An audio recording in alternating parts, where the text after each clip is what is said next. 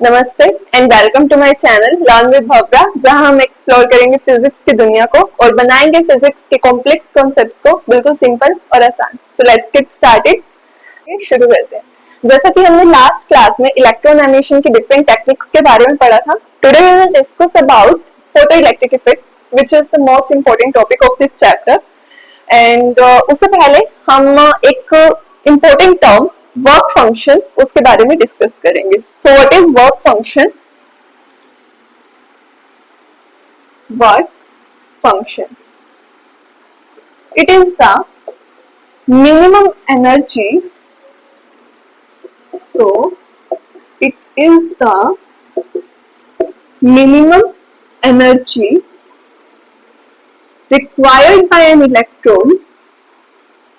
required by an electron to just escape from the metal surface.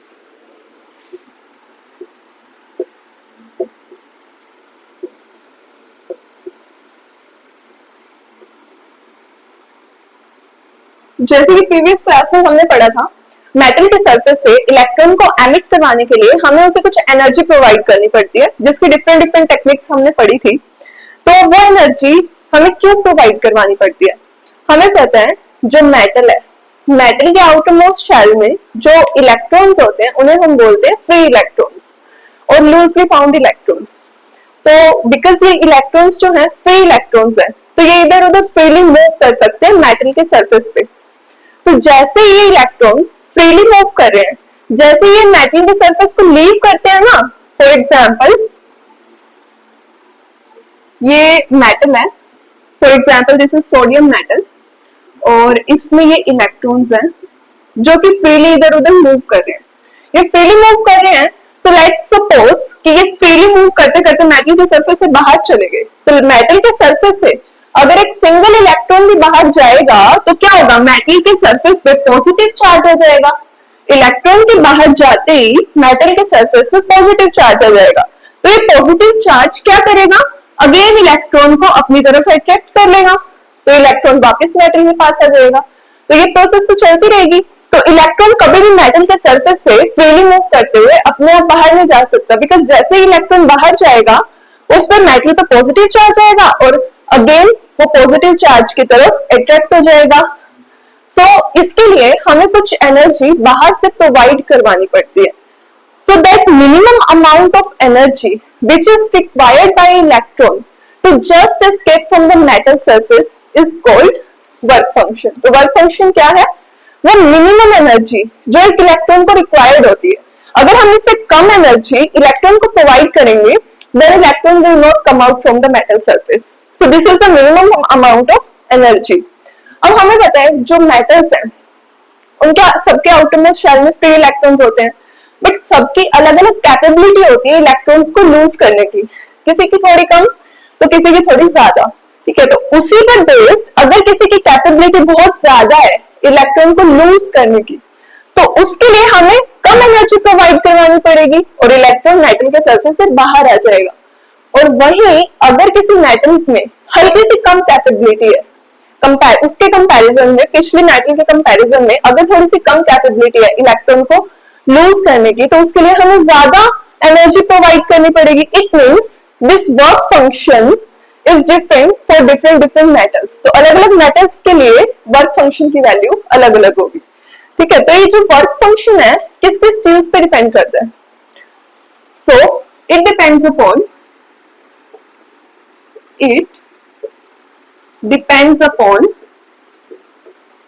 number 1 temperature of metal,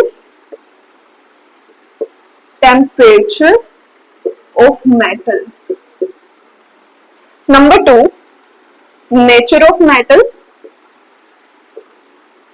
number 3 the impurities present inside the metal, the impurities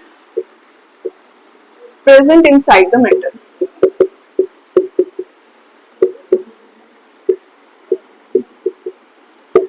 अब हमें पता है कि अगर temperature metal का ज्यादा है तो इलेक्ट्रॉन्स के पास ऑलरेडी कुछ एनर्जी होगी, तो उसे बाहर निकालने के लिए हमें थोड़ी कम एनर्जी प्रोवाइड करनी पड़ेगी। और अगर टेम्परेचर बहुत कम है तो उसको एमिट करवाने के लिए हमें ज्यादा एनर्जी प्रोवाइड करनी पड़ेगी।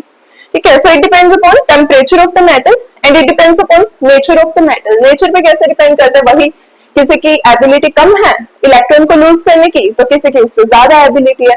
सो it depends upon nature of the metal and obviously on the impurities present inside the metal. ठीक है, so this was all about work function. Now we are going to discuss about the photoelectric effect. तो photoelectric effect कैसे सामने आया, photo electric effect होता क्या है, इसके लिए हर्ट्ज, हॉलविक और हमारे पास है एक लिनार्ड, इन्होंने अपने एक्सपेरिमेंट परफॉर्म किए। तो इन्होंने ऑब्जर्व किया कि जैसे ही किसी मेटल प्लेट के ऊपर यूवी रेडिएशंस को फोल्ड किया गया, मतलब इन्होंने क्या किया, बेसिकली जो हर्ट्ज थे वो अपना इलेक्ट्रोमैग्नेटिक रेडिएशन से रिलेटेड अपना एक एक्सपेरिमेंट कर रहे थे और उसमें उन्होंने ऑब्जर्व किया कि जैसे ही हम किसी मेटल के ऊपर यूवी रेडिएशंस को फोल्ड करवाते हैं तो होता क्या है कि यूवी रेडिएशंस को फोल्ड करवाते ही उस मेटल में से क्या हो रहा है, इलेक्ट्रॉन्स एमिट हो रहे हैं। That process is termed as photoelectric effect. तो इसके बाद हॉलविक और लिनार्ड इन्होंने भी ऑब्जर्व किया अपने अपने एक्सपेरिमेंट्स में कि लाइट रेडिएशन को फोल्ड करवाने पे किसके ऊपर, मेटल के सरफेस पे इलेक्ट्रॉन्स एमिट होते हैं and this process is termed as photoelectric effect. So what is photoelectric effect? So, photoelectric effect, the process of emission of electrons, the process of emission of electrons from the metal surface, from the metal surface when light of or we can say radiation of suitable frequency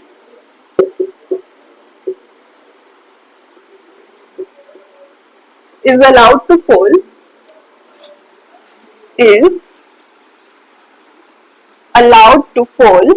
on the metal surface.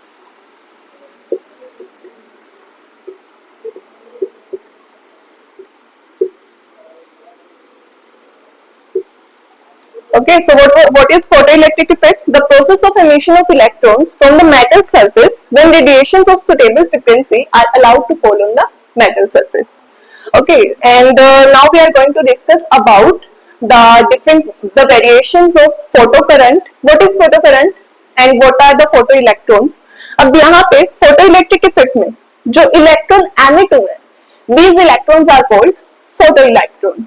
And what is photoelectric current? The current produced by these photoelectrons is called the photoelectric current. Okay, so now we are going to discuss in detail about this photoelectric effect. So this is the experimental setup for the photoelectric effect. This is an evacuated glass tube. Evacuated glass tube का क्या मतलब है? ये एक glass tube है जिसमें completely vacuum है, so that जो electrons metal plate से emit होंगे वो air molecules के साथ टकराए ना। इसके बाद ये है हमारा क्वार्ट्ज फिल्टर। क्वार्ट्ज फिल्टर का क्या काम है? It will allow a particular frequency of radiation to fall on this plate. Now this is emitter plate, एक मेटल है जिसमें से इलेक्ट्रॉन्स एमिट होंगे and this is the collector plate जहां पे इलेक्ट्रॉन्स जाएंगे। In this way the electrons will flow in this complete circuit. ठीक है, तो अब होगा क्या, हमने जो एमिटर प्लेट है इसको नेगेटिव पोटेंशियल से कनेक्ट किया और जो कलेक्टर प्लेट है इसको पॉजिटिव पोटेंशियल से कनेक्ट किया।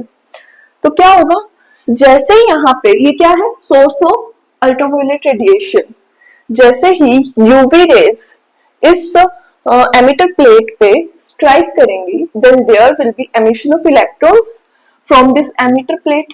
अब क्योंकि ये कलेक्टर जो है ये पॉजिटिव पोटेंशियल पे है, these electrons will get will get collected to this plate, and in this way the current will flow in the circuit. The current which is produced by these photoelectrons is called photocurrent. तो ये तो बात थी complete experimental setup की. हमारा volt meter है, ये एक बैटरी कनेक्ट की हुई है, और ये क्या है, माइक्रो एमीटर. ठीक है. Now what is threshold frequency? The next term is threshold frequency.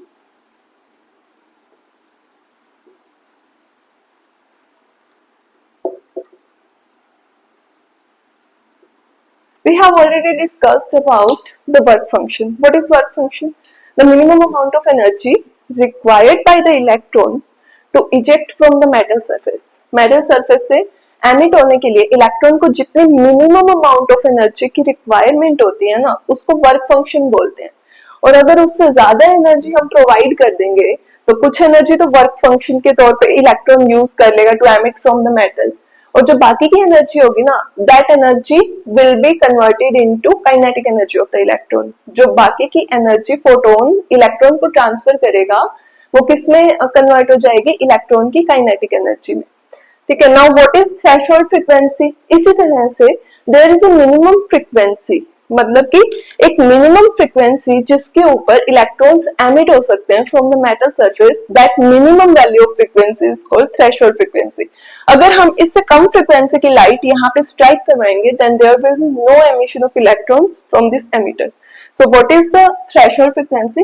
It is the minimum value of frequency. It is the minimum value of frequency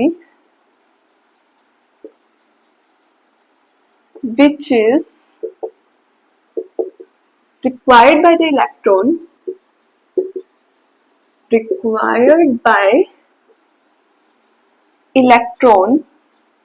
to emit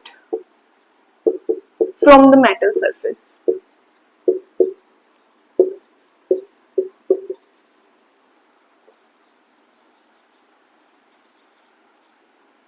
अभी हमने यहाँ पे फिल्टर लगाया हुआ है कि एक पर्टिकुलर फ्रीक्वेंसी की रेडिएशन ही इस एमिटर प्लेट पे फॉल करे. ठीक है. So this was about threshold frequency. अगर रेडिएशन की फ्रीक्वेंसी से कम है then there will be no ejection of electron, so there will be no photoelectric current in the circuit. Now the next term is saturation current. Saturation current. What is saturation current?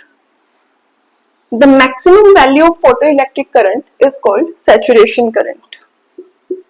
The maximum value of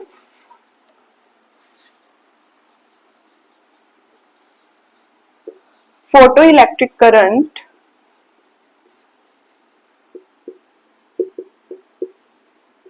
is called saturation current.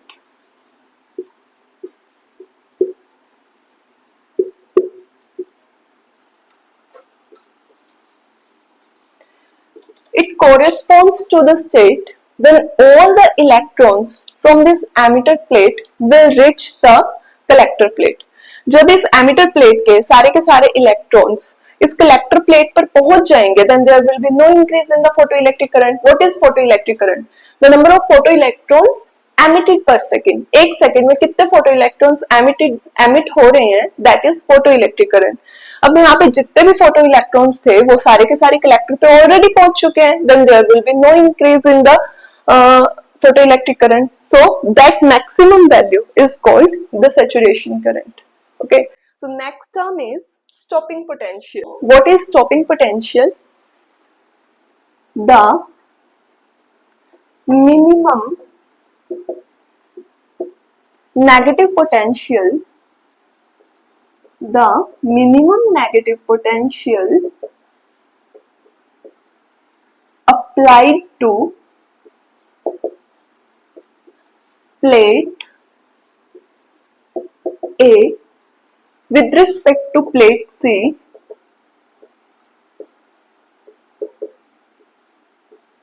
such that there is no photoelectric current.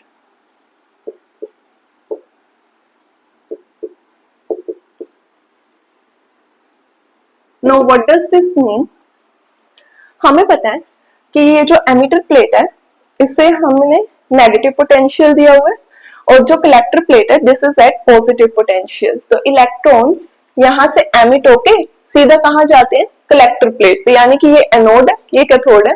तो cathode से electrons emit होके कहाँ जा रहे हैं? Anode पे।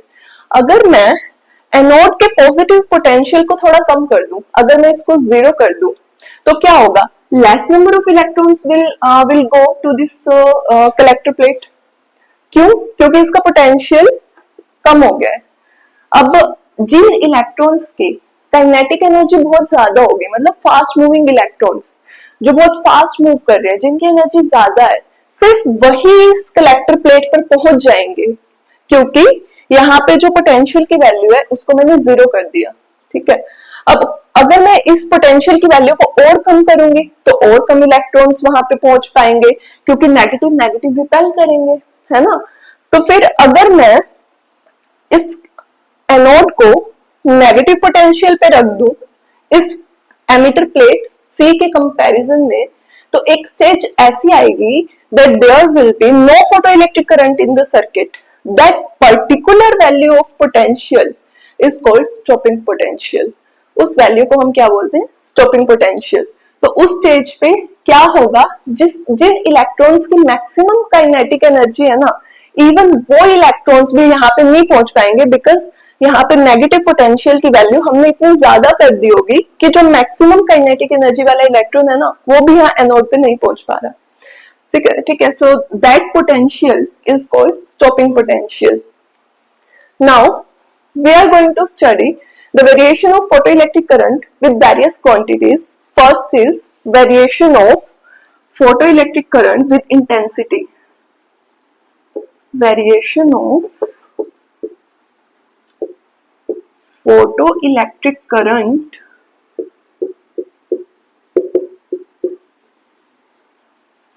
with intensity.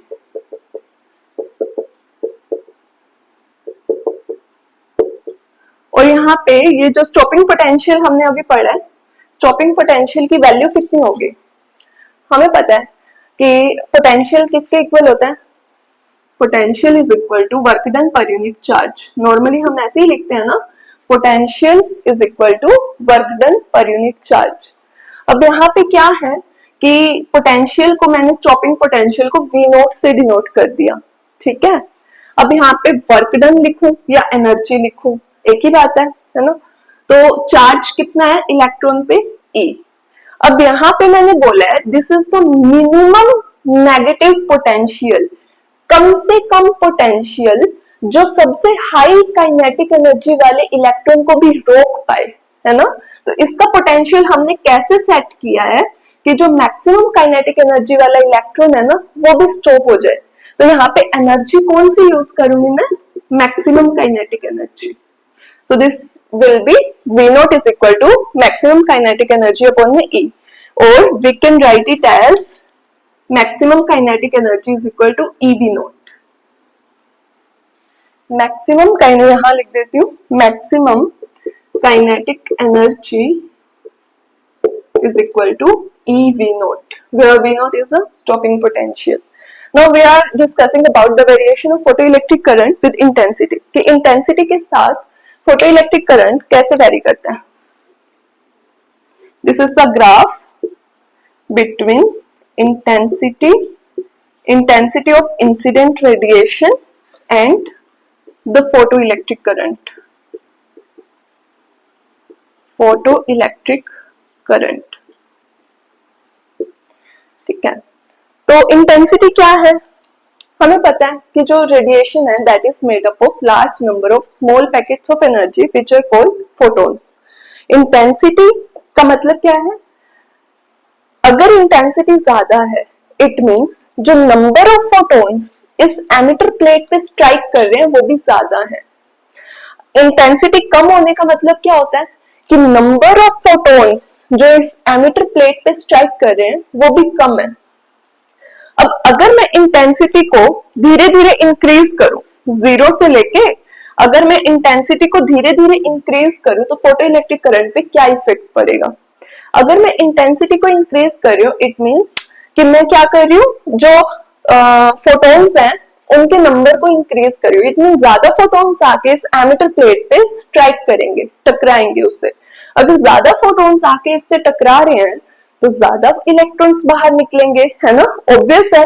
अगर number of photo electron ज्यादा है then there will be definitely large photo electric current, है ना। तो जैसे जैसे इंटेंसिटी इंक्रीज हो रही है, नंबर ऑफ फोटॉन्स इंक्रीज हो रहे हैं। नंबर ऑफ फोटॉन्स ज्यादा टकरा रहे हैं इलेक्ट्रॉन के साथ तो इलेक्ट्रॉन ज्यादा बाहर जा रहे हैं। सो जो वेरिएशन होगा that will be linear. The photoelectric current varies linearly with intensity. जैसे जैसे intensity increase होगी, photoelectric current भी increase होएगा. Now we are going to discuss about the variation of photoelectric current with frequency. So for this, we have taken the photoelectric current on y-axis and frequency on x-axis. तो क्या होगा? Frequency का क्या मतलब है? अगर मैं इंसिडेंट रेडिएशन की फ्रीक्वेंसी को इंक्रीज कर रही हूँ तो फ्रीक्वेंसी इंक्रीज करेंगे तो क्या होगा, जो फोटॉन्स की एनर्जी है ना वो ज्यादा होगी। इट मींस अब जो फोटॉन्स स्ट्राइक कर रहे हैं इस एमिटर प्लेट पे वो ज्यादा एनर्जी से स्ट्राइक कर रहे हैं, बिकॉज एनर्जी का फॉर्मूला होता है E is equal to h nu, where h is Planck's constant, mu is the frequency, A is the energy. अब एनर्जी डायरेक्टली डिपेंड कर रही है फ्रीक्वेंसी पे। अगर फ्रीक्वेंसी धीरे धीरे इंक्रीज हो रही है इट मींस फोटॉन्स की एनर्जी इंक्रीज हो रही है। अगर ज्यादा एनर्जी के फोटॉन्स एमिटर प्लेट पे स्ट्राइक कर रहे हैं इट मींस जो इलेक्ट्रॉन्स यहाँ से बाहर आएंगे वो भी ज्यादा एनर्जी के साथ आएंगे, उनकी काइनेटिक एनर्जी भी ज्यादा होगी। इट मींस फ्रीक्वेंसी का direct relation kinetic energy of electrons के साथ है। नंबर ऑफ फोटॉन्स तो उतने ही रहेंगे। अगर हम फ्रीक्वेंसी इंक्रीज कर रहे हैं तो हम सिर्फ फोटॉन, जो particular number of photon strike कर रहे हैं उनकी एनर्जी को इंक्रीज कर रहे हैं, नंबर ऑफ फोटॉन्स तो इंक्रीज नहीं कर रहे। So there will be no increase in the number of photo electrons. ठीक है, तो नंबर ऑफ फोटो इलेक्ट्रॉन्स भी इंक्रीज नहीं होंगे। सो there will be no effect of frequency on photoelectric current. Photoelectric current will remain the same for all values of frequency. Okay, so now we are going to plot a graph between stopping potential, or we can say potential, and photoelectric current. Here I am denoting this photoelectric current by PC. Okay, so we will discuss the variation of photoelectric current with potential for different values of frequency. ठीक है, तो होगा क्या, जैसे जैसे मैं potential की value को इंक्रीज करूंगी, मैंने जैसे ही यहाँ पे पोटेंशियल की वैल्यू को, एनोड पे पोटेंशियल की वैल्यू को इंक्रीज किया तो क्या होगा, नंबर ऑफ फोटो इलेक्ट्रॉन्स जो एनोड पे पहुंचेंगे वो भी इंक्रीज होंगे ना, बिकॉज वो स्ट्रॉन्गली अट्रैक्ट होंगे एनोड की तरफ because of a high potential, है ना। तो जैसे जैसे हम पोटेंशियल की वैल्यू को इंक्रीज करेंगे then there will be increase in the number of photo electrons, because उससे क्या होगा, जो फोटो इलेक्ट्रॉन्स है वो जल्दी जल्दी ज्यादा से ज्यादा वहां पे पहुंचने लगेंगे। So the variation will be like this.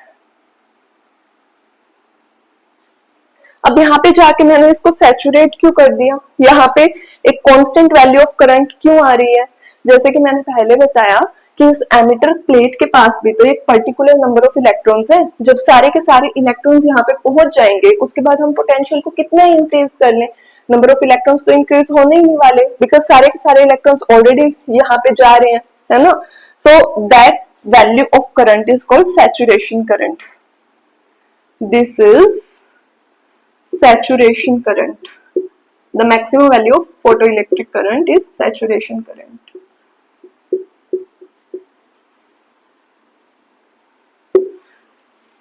अब पोटेंशियल की वैल्यू को इंक्रीज किया तो फोटोइलेक्ट्रिक करंट इंक्रीज हो गया। अब अगर मैं पोटेंशियल को डिक्रीज कर दूं, धीरे धीरे इसको नेगेटिव कर दूं मैं पोटेंशियल की वैल्यू को, देन व्हाट विल हैपन, यहाँ पे जो फोटो इलेक्ट्रिक करंट की वैल्यू है वो भी डिक्रीज होगी और फाइनली एक ऐसी स्टेज आएगी कि जहां पर कोई भी फोटो इलेक्ट्रॉन एमिट नहीं होगा, ठीक है। दिस इज स्टॉपिंग पोटेंशियल, ठीक है, वी नोट, इससे मैंने रिप्रेजेंट कर दिया। And let the frequency of radiation for this is ν3, ठीक है। ν3 फ्रीक्वेंसी की लाइट को मैंने इसके ऊपर स्ट्राइक करवाया है, ठीक है। नाउ अगर मैं ν2 फ्रीक्वेंसी की लाइट को इसके ऊपर स्ट्राइक करवाऊं तो क्या होगा, it will very like this, ν3 is greater than ν2 which is greater than ν1, मतलब कि सबसे ज्यादा फ्रीक्वेंसी ν3 है, ν2 उससे कम और ν1 उससे कम। अब यहाँ पे होगा क्या, अगर हमने फ्रीक्वेंसी कम ली है, कम फ्रीक्वेंसी की लाइट ली है, इट मीन्स कम फ्रीक्वेंसी मतलब जो फोटॉन्स यहाँ पे स्ट्राइक हो रहे हैं उनकी एनर्जी भी कम होगी, है ना। तो जो इलेक्ट्रॉन्स हैं उनकी काइनेटिक एनर्जी भी कम होगी, है ना। तो इसके कंपैरिजन में तो वो धीरे धीरे ही पहुंचेंगे इस प्लेट पे, तो फोटो इलेक्ट्रिक करंट इसके कोरिस्पॉन्डिंग हल्का सा कम होगा, है ना। बट जो मैक्सिमम वैल्यू होगी करंट की, मैक्सिमम वैल्यू ऑफ करंट तो सेम रहनी चाहिए ना, बिकॉज नंबर ऑफ इलेक्ट्रॉन्स तो सेम ही है। फाइनली इस स्टेज पर जाकर जो वैल्यू होगी करंट की that will be the same like this, ठीक है। और जो स्टॉपिंग पोटेंशियल होगा उस पर क्या इफेक्ट पड़ेगा फ्रीक्वेंसी का, अगर कम फ्रीक्वेंसी की लाइट आ रही है तो काइनेटिक एनर्जी कम है इलेक्ट्रॉन्स की, और अगर कम एनर्जी के कम काइनेटिक एनर्जी के इलेक्ट्रॉन्स हैं तो उसके लिए हमें उसको नेगेटिव पोटेंशियल भी कम ही देना होगा, है ना। So that's why stopping potential भी इसके लिए कम होगा। Like this is V03, this is V02, और अगर मैं इससे भी कम फ्रीक्वेंसी की रेडिएशन को फॉल करवाऊं तो क्या होगा, फोटो करंट और कम बनेगा और जो स्टॉपिंग पोटेंशियल है उसकी वैल्यू भी और कम होगी, है ना। So this is the graph for photoelectric current versus potential for different values of frequency. So we can see that for different values of frequency there are different values of stopping potential, but the saturation current remains same in all the three cases because the number of photoelectrons striking the emitter plate are same.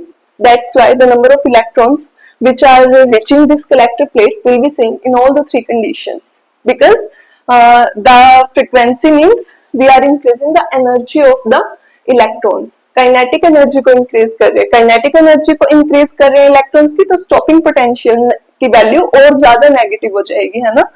तो जैसे ν3 सबसे ज्यादा frequency थी तो इसके लिए stopping potential की value बहुत ज्यादा नेगेटिव है। ν2 कम फ्रीक्वेंसी की है, यहाँ पे लिख देती हूँ मैं, this is ν3, this is ν2 and this is the radiation of ν1 frequency. तो ν2 के लिए स्टॉपिंग पोटेंशियल की वैल्यू थोड़ी कम नेगेटिव है, ν1 के लिए और कम नेगेटिव है। ν1 यानी कि सबसे कम फ्रीक्वेंसी मतलब सबसे कम एनर्जी, तो सबसे कम एनर्जी होगी, काइनेटिक एनर्जी जो मैक्सिमम काइनेटिक एनर्जी होगी वो भी कम होगी, अगर वो कम होगी तो स्टॉपिंग पोटेंशियल भी कम होगा। Okay, so now we are going to discuss the effect of intensity on stopping potential. So for this let's plot the graph between potential and photoelectric current for different values of intensity, ठीक है। Now for this, as we know, let I3 is greater than I2 is greater than I1, मतलब कि I3 क्या है, सबसे ज्यादा intensity की radiation है, I2 की जो इंटेंसिटी है वो I3 से कम है, I1 की जो इंटेंसिटी है वो सबसे कम है। तो हमने क्या किया, I3 के लिए सबसे पहले मैं ग्राफ प्लॉट कर रही हूँ, जैसे जैसे पोटेंशियल की वैल्यू इंक्रीज होगी फोटो इलेक्ट्रिक करंट भी इंक्रीज होगा, लाइक दिस। और फाइनली एक स्टेज आएगी जहां पे करंट जो है वो सैचुरेट हो जाएगा, बिकॉज सारे के सारे इलेक्ट्रॉन्स वहां पहुंच चुके होंगे। अब अगर मैं ये कौन सी फ्रिक्वेंसी की लाइट मैंने कौन सी इंटेंसिटी की लाइट यहाँ पे मैंने शो करी है, I3 इंटेंसिटी। तो इसके लिए स्टॉपिंग पोटेंशियल मैंने मान लिया ये है V not. Let this is the value of stopping potential for this intensity of light. अब मैं क्या करूंगी, इससे कम इंटेंसिटी की लाइट मैंने यहाँ पे फॉल करवाई तो क्या होगा, this will be like this. Let the intensity of this incident radiation is I2. अगर I2 इंटेंसिटी की रेडिएशन को हम लोग स्ट्राइक करवा रहे हैं तो क्या कर रहे हैं हम, नंबर ऑफ फोटॉन्स को डिक्रीज कर रहे हैं ना। I3 की वैल्यू सबसे ज्यादा है, यानी कि ये इंटेंसिटी सबसे ज्यादा है। इंटेंसिटी ज्यादा मतलब I3 की वैल्यू ज्यादा मतलब इंटेंसिटी ज्यादा। इंटेंसिटी ज्यादा मींस नंबर ऑफ फोटॉन्स ज्यादा। नंबर ऑफ फोटॉन्स ज्यादा तो number of photo electrons emitted will also be greater. तो I2 के केस में क्या होगा, थोड़े कम नंबर ऑफ इलेक्ट्रॉन्स जो है वो एमिट होंगे, और I1 के केस में और कम नंबर ऑफ इलेक्ट्रॉन्स एमिट होंगे। सो यहाँ पे सैचुरेशन करंट की वैल्यू अलग अलग है, क्योंकि यहाँ पे कम फोटॉन स्ट्राइक कर रहे हैं तो कम इलेक्ट्रॉन्स बाहर निकल रहे हैं, यहाँ पे थोड़े ज्यादा फोटॉन स्ट्राइक कर रहे हैं तो ज्यादा इलेक्ट्रॉन्स बाहर निकल रहे हैं, यहाँ पे और ज्यादा फोटॉन स्ट्राइक कर रहे हैं तो और ज्यादा इलेक्ट्रॉन्स बाहर निकल रहे हैं। तो इन सब का इफेक्ट स्टॉपिंग पोटेंशियल पे क्या होगा, स्टॉपिंग पोटेंशियल किस पे डिपेंड कर रहा है, काइनेटिक एनर्जी पे। जो मैक्सिमम काइनेटिक एनर्जी है इलेक्ट्रॉन्स की उस पे डिपेंड कर रहा है स्टॉपिंग पोटेंशियल। अब यहाँ पे इंटेंसिटी बढ़ने से तो सिर्फ नंबर ऑफ फोटॉन्स इंक्रीज हो रहे हैं, जो फ्रीक्वेंसी है इसकी वो तो सेम रखी हुई है ना हमने, मतलब कि एनर्जी तो सेम है फोटॉन्स की, इंटेंसिटी अलग अलग है, it means number of photons अलग अलग है, बट एनर्जी ऑफ फोटॉन्स तो सेम है ना, because energy is related to frequency not with the intensity, है ना। तो इस केस में क्या होगा, अगर इंटेंसिटी की बात कर रहे हैं तो नंबर ऑफ फोटॉन्स कम ज्यादा हो रहे हैं, बट एनर्जी सभी फोटॉन्स की सेम है। अगर काइनेटिक एनर्जी सबकी सेम है तो सबके लिए स्टॉपिंग पोटेंशियल भी सेम होगा। So this will be like this.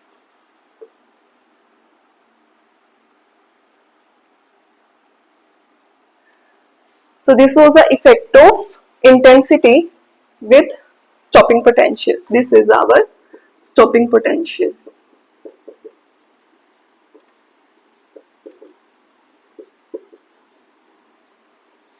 So what are the laws of photoelectric effect? Photoelectric effect के कुछ laws हैं, वो क्या है? Number 1, जो photoelectric current है, it means the number of photoelectrons emitted per second is directly proportional to the intensity of incident radiation. It means अगर मैं intensity को increase कर रही हूँ तो photoelectric current increase हो रहा है. It means number of photoelectrons emitted per second increase हो रहे हैं. क्यों? Intensity increase करने से number of photons increase हो रहे हैं. Number of photons increase होने से number of electrons ज्यादा emit हो रहे हैं. So as a result there will be more photoelectric current. So we can say कि photoelectric current is directly proportional to the intensity of incident radiation. ठीक है, अब बात करते हैं फ्रीक्वेंसी की।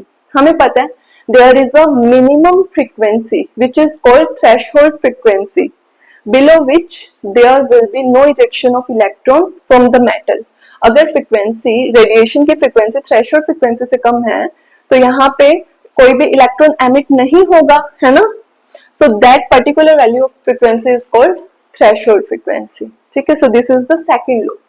अब थर्ड क्या है, above the threshold frequency, threshold frequency से हायर फ्रीक्वेंसी की रेडिएशन को अगर मैं यहाँ पे स्ट्राइक करवाऊं तो उसका क्या रिजल्ट होगा, there will be increase in the kinetic energy of the electrons emitted from this emitter plate. Metal से जो इलेक्ट्रॉन्स एमिट हो रहे हैं उसकी काइनेटिक एनर्जी इंक्रीज हो जाएगी, but photo electric current same रहेगा ना। जैसे कि मैंने बताया कि जो एनर्जी है, energy of photons is given by h nu, अगर हम फ्रीक्वेंसी को इंक्रीज कर रहे हैं, थ्रेशोल्ड फ्रीक्वेंसी से ज्यादा फ्रीक्वेंसी की लाइट को स्ट्राइक करवाया, इट मीन्स फोटॉन्स की एनर्जी ज्यादा है, इट मीन्स जो इलेक्ट्रॉन बाहर निकलेंगे उनकी एनर्जी ज्यादा होगी, लेकिन नंबर ऑफ फोटो इलेक्ट्रॉन्स तो उतने ही है ना। सो इस केस में क्या होगा, we can say that above the threshold frequency the photoelectric current is independent of the frequency of incident radiation but depends only on the intensity of incident radiation. So this was the third law. What is fourth law? According to this, this photoelectric emission is instantaneous process. It means जैसे ही यहाँ पे light strike हुई, just उसी second वैसे ही electrons यहाँ पे emit हो जाएंगे. It means it is an instantaneous process. So this was all about photoelectric current. Photoelectric effect, and the next topic we will discuss in our next class. Thank you.